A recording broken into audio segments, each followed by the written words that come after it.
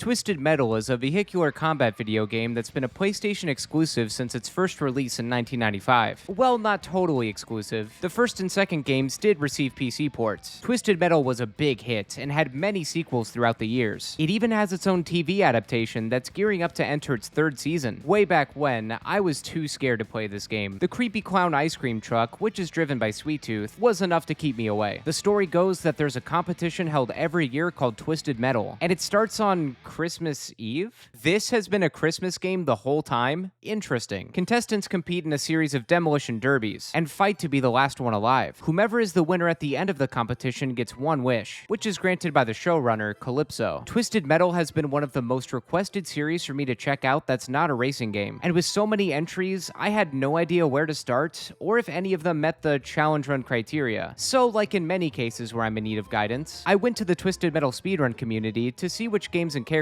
best fit my format. There were a lot of thoughts shared and some differing opinions here and there, but one particular character in game piqued my interest. That was ATV in Twisted Metal Head-On. The reason this caught my attention were comments made by Patchwork and Cyclone Airblast, who both mentioned that ATV is one of the worst vehicles in the series. Worst in the series? Yes please. The ATV is driven by Gene Ruddish, and he's unlocked after defeating the first boss in the game, Cousin Eddie. ATV is a common enemy playable character that's easily killable due to having low armor. His special, which is a shotgun, is only decent at close range, which can be a death sentence since, again, no armor. His only decent stats are speed and handling, which you'll need to avoid the others around you. Since I'm new to the Twisted Metal games, members of the speedrun community recommended that I try playing through the game with Mr. Grimm on hard mode first, so I could get more of an idea of what I'd be getting into, and I'm really glad I took that advice. This game is tough. I ended up getting all the way to Transylvania and figured that was a good stopping point. By then, I felt ready enough to take on a playthrough with ATV, and of course, I'll be playing on hard mode. But I also decided that I won't be using any upgrades in the game either. Upgrades can be collected after you destroy another vehicle. It starts with upgrading your turbo and energy, then your jump, followed by extra ram damage, a machine gun and armor upgrade, and more. Upgrades helped me out a fair bit while playing as Mr. Grimm, and since they're optional, I figured it'd make this run more interesting. So let's see if you can beat Twisted Metal head-on only using ATV without upgrades.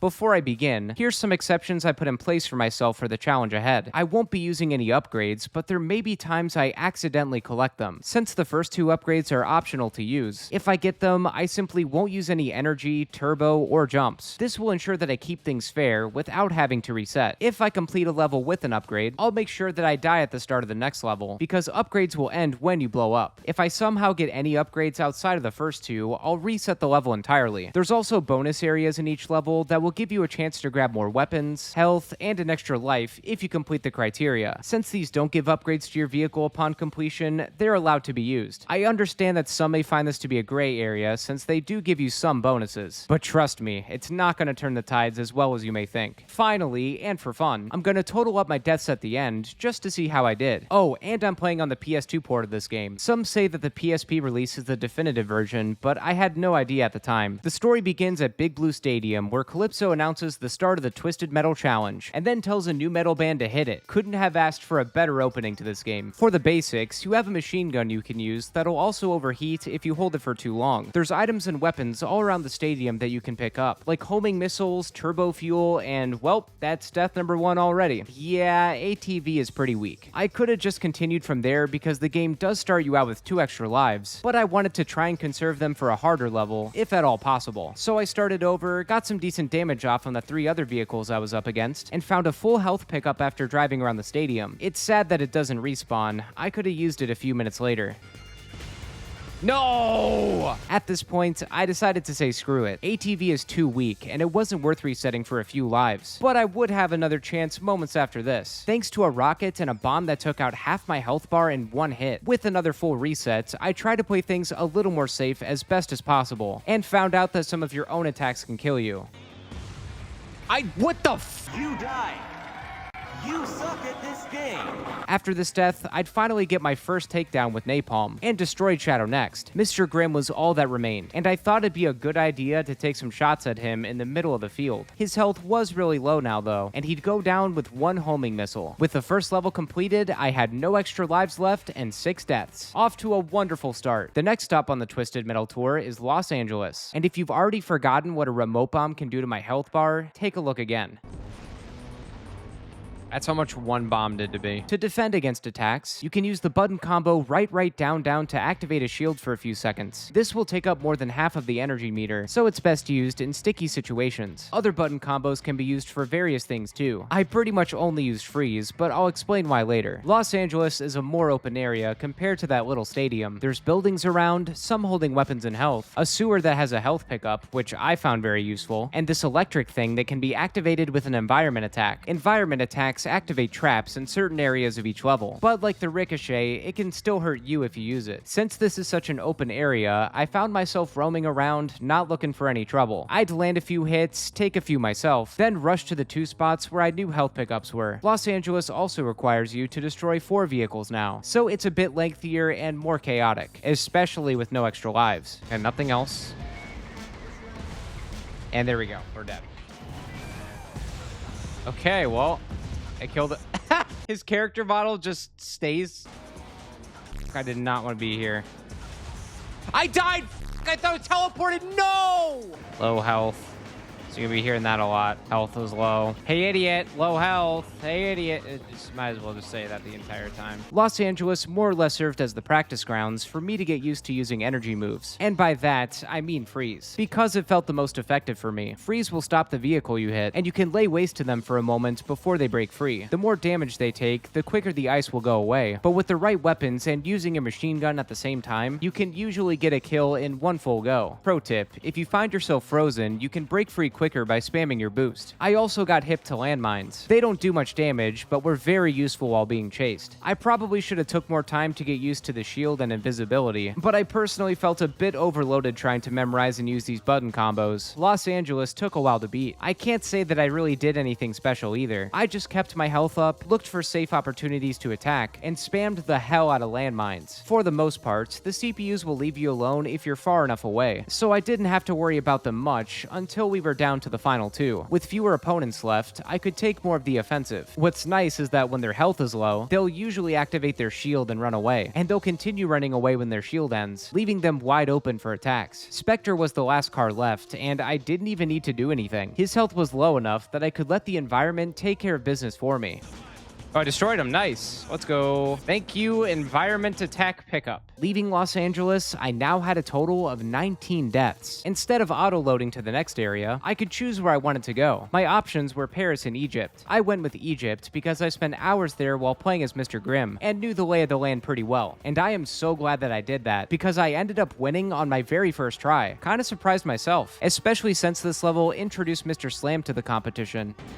No, not him! If he gets a hold of you, you're pretty much finished. My method for beating Egypt was simply by running in a large circle, attacking consistently, and grabbing health at the end of the map, then in the middle in the pyramid, and then by the large hole. I also got the full health pickup that's underground too, but didn't feel the need to travel down there often. Towards the end, I did accidentally grab an upgrade, but rest assured, I didn't boost or use any energy. Well, except for one unintentional landmine. But in my defense, Thumper didn't touch it, so in my eyes, I'm still good. Because I broke the rules, I had to pay the price at the beginning of the fight with Cousin Eddie, and forfeited my life to my ATV brethren. The fellow Genes were easy to take down, but then I had to go up against Cousin Eddie. He drives his own private domicile, which is packed with hillbillies with guns. There's 2 on each side, 1 on top, and 1 in the back. You have to take all of them out before you can start chipping away at Eddie's health. I grabbed a bunch of napalm throughout the area, and tried to take some shots from a distance, but that didn't work as well as I had envisioned it. Jesus. I tried to run around and find some health pickups to save myself, but Eddie was too strong. Great, I'm dead. Dude, the ATV, oh my lord! Yep, when you die in this fight, you have to start over from the very beginning. Though it wasn't as bad as my reaction made it seem. I think I just wasn't thrilled about having to restart. The ATVs still didn't pose a problem the second time around. And honestly, Cousin Eddie wasn't much of a threat either. Well, from a distance anyway. Homing and swarm missiles were my best friends here, but they didn't always hit the targets I needed them to. At a certain point, the back gunner was all that was left for me to attack, and I just couldn't seem to get anything to land a hit. Eventually, I got Eddie in a good spot and froze him, but out of nervousness, I only used my machine gun and completely missed. I got nervous. I froze. Quite like that RV, I completely froze. After 2 more attempts at freezing ol' Ed, I'd get the last hillbilly and could begin phase 2 of the battle. There you go. Oh, I'm surprised that didn't hurt me that bad. And after another close call with Eddie zooming right by me, I found a safe spot and took a breather. Need a second?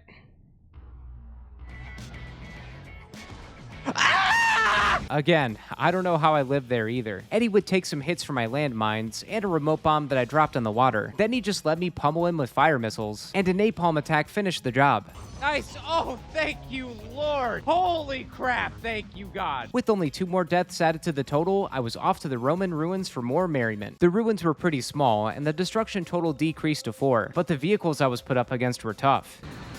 I don't want to be that guy. Oh, okay. Of course, there was Mr. Slam again, and alongside him was Hammerhead, which is a large truck. There's also Grasshopper, who bounces all around and was really annoying, and then Axel, the man betwixt 2 wheels. The competition was fierce, but what they didn't expect was me going to the bonus challenge. I brought these up earlier, but they give you rewards upon completion. A standard finish will heal you and let you take all the weapons you collected, but finishing fast will give you a bonus reward. This can come in the form of an extra life or an unlockable character, or both. All I had to do was avoid the TNT barrels and reach the end. It was super easy. Now with a huge arsenal at my side and a clean bill of health, I was ready to win this.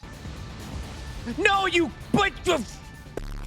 I got too cocky! Well, that didn't last long. I probably shouldn't have sat there either. My fault. This would persist for the rest of my stream and a little into the next day. The best way I combated the others was by sticking to the very top of the ruins that you can get to with this portal and firing shots. Then when I needed to re-up on ammo or health, I dropped down to the spots, grabbed the health pickup, then I went to this side of the track for another health pickup and some extra ammo, then got some attacks in where I could, and hightailed it back to the top. Swarm and Napalm are MVPs. They're just so powerful and perfect for these long-range strats.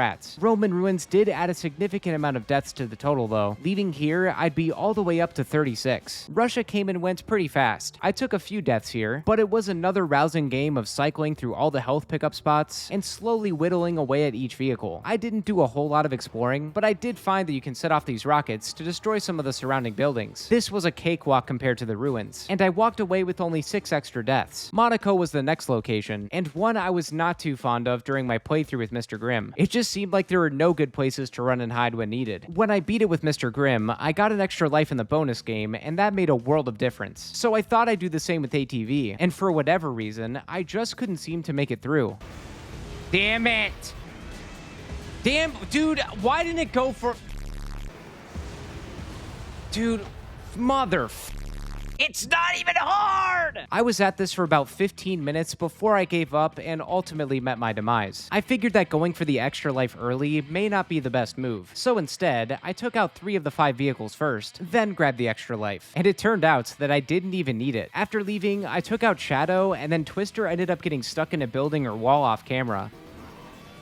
It's stuck. I just sat there and watched as Twister kept running into the wall, slowly falling to my attacks. 1 death in Monaco was not what I expected at all, but we take those. I also only had 1 retry in Transylvania, which I found was exclusive to the PS2 version that was cut from the PSP. I thought that sticking to driving in a circle around the castle would keep me safe, since most of the vehicles seemed to gravitate towards the middle of the map, but that strat was no good. So I switched it up and stuck to the outskirts of the area, waiting for others to come to me. I'd usually ice them on this bridge, then send in a barrage of attacks. When the deed was done, I could turn around, grab some health, and repeat. While the win was quick, I did discover that if you enter a new area with an extra life, lose entirely and try again, you'll still have that extra life you came in with. I thought lives were a one and done deal, but I guess that wasn't the case. The total death count is now at 45, and I carried on to what I believed was the last area, Tokyo Streets. This was the largest area I've been in so far, and for my first try, I was doing pretty good. Even though I lost my extra life early on, I took down 3 vehicles in the first 6 minutes, though Axel would end up killing the dream.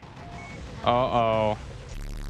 This death would end up spiraling me into a very long battle throughout the streets of Tokyo. And in case you were wondering, the extra life made no difference. In most levels so far, there was always some kind of general path I could take and get comfortable in, but the city life is just built different. I think the issue was how large the area was. Since health pickups were further apart, I found it more risky to try and grab them, because CPUs always seem to appear around the corner. Could have been that, or it could also be because some of these attacks literally blasted me through walls. All I gotta do is... How? From where?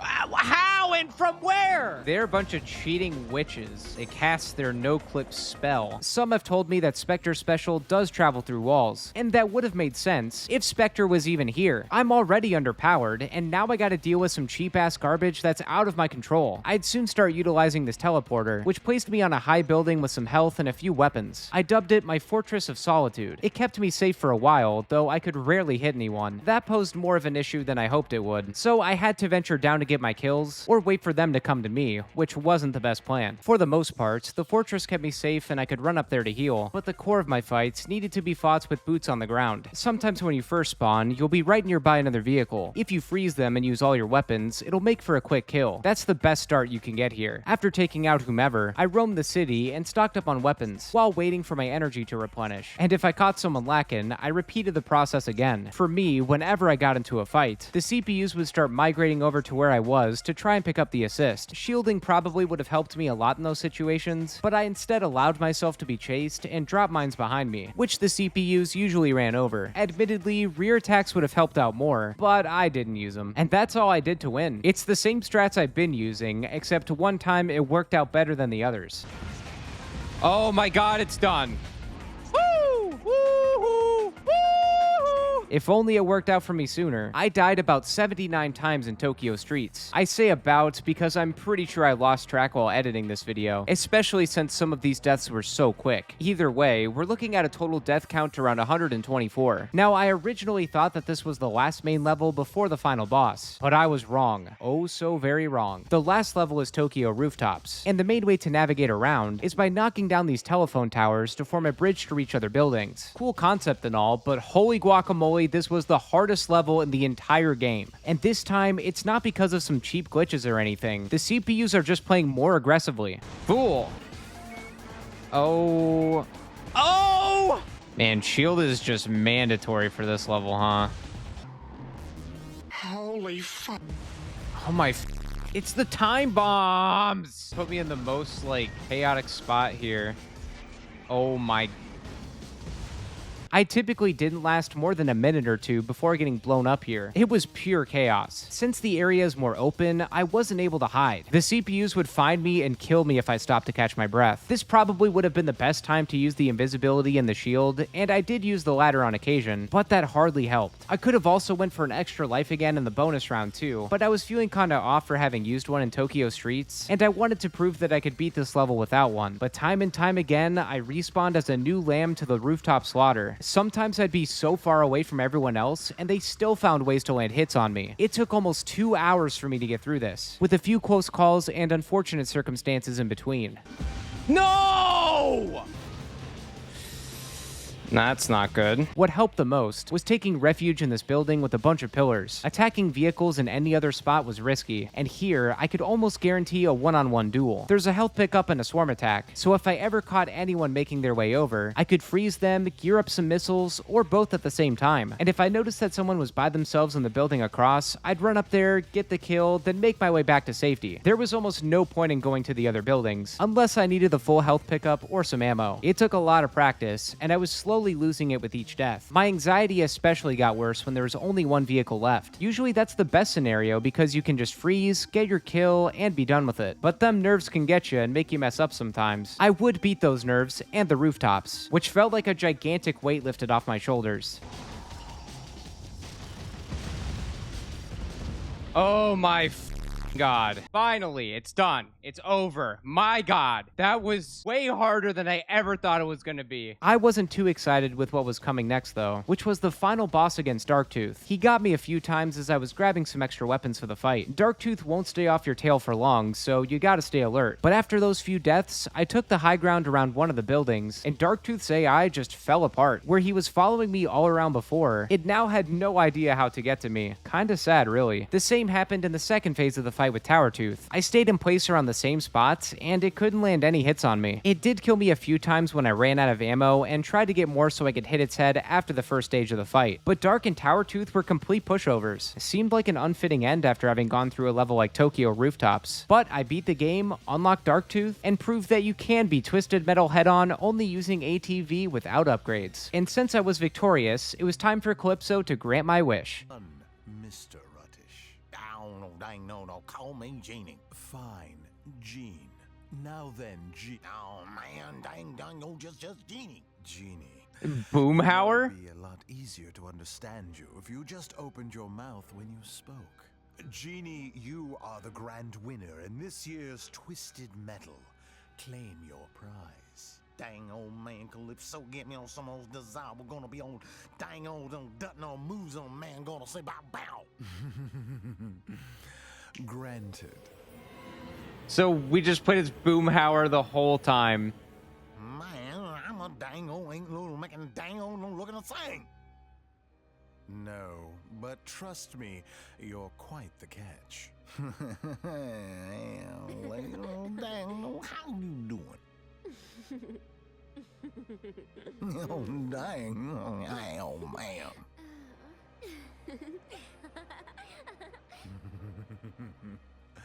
Dang, man. Dang, hold the hands off. Is there a problem? You sure seem heavily desired. Dang old woman, man. I want dang old woman. I'm sorry. I must have misheard you. No, man! Don't bet on the big man!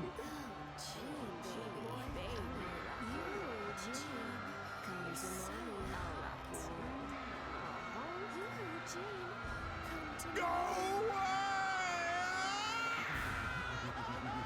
Well, I certainly didn't expect Gene or Genie to go full Boomhauer. Death by Snoo Snoo. What a way to go. My total death count paled in comparison to the amount of women swarming our champion, which ended up being about 193. Thank you all so much for watching, and an even bigger thanks to the Twisted Metal speedrun community. If you'd like to check out more Twisted Metal content or speedruns, you can find links to everyone's channels in the description. After finishing, I went back to the server to ask some questions about the game and why it behaved so weirdly. They confirmed that the issues I faced were due to the PS2 port being buggy. This explains why some attacks went through walls, and why Darktooth was a complete mess of a final boss. The PSP version is apparently much harder, and what I experienced on the rooftops is allegedly how that whole game is on hard mode. I didn't know that until the challenge was through, but if I ever revisit this game, I'll know which version I want to play. ATV is a joke character, and not allowing any upgrades made him even worse. His handling and speed were great to get out of some bad situations, and even though his special kinda sucks, it worked out well for me when I could spam it against a frozen opponent. But he's not worth playing at all, unless you want to go for 100% completion or bragging rights. If you do want to play as him, for the love of God, use upgrades. To his credit, I probably could have done more in this run to make it easier on both of us, like using the shield more, reverse shots, or invincibility. The latter two I didn't use a single time. I know it's a skill issue, but I personally couldn't handle using button combos to do things while also driving around trying to do attacks. In my opinion, I think this was a great foot in the door experience for me, and I'm looking forward to creating other challenges with Twisted Metal in the future. If there's another title in the series you'd like me to check out, I'd love to hear your thoughts and opinions. Be sure to hit the like button if you enjoyed this video. Also, I stream all of my challenge runs live on my Twitch channel and here on YouTube. If you'd like to check that out, be sure to subscribe or follow me on Twitch. The link to my Twitch channel, along with links to my other social media accounts, can be found in the description. If there's a challenge run you'd like to see, you can also check out the description for a direct link where you can submit your ideas. Thanks again for watching, everyone. See you in the next video.